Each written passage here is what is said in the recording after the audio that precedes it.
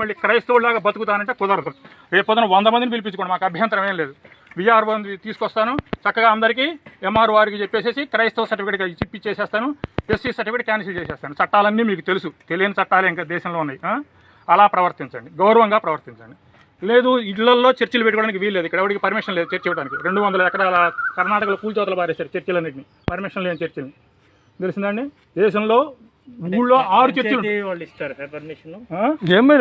తెలియదా? ఎవడిస్తాడో పర్మిషన్? చర్చిల్లోకి వచ్చి చర్చిలు కట్టి పాస్టర్ అయ్యి నీకు ఎవడిస్తాడో పర్మిషన్ తెలియదా?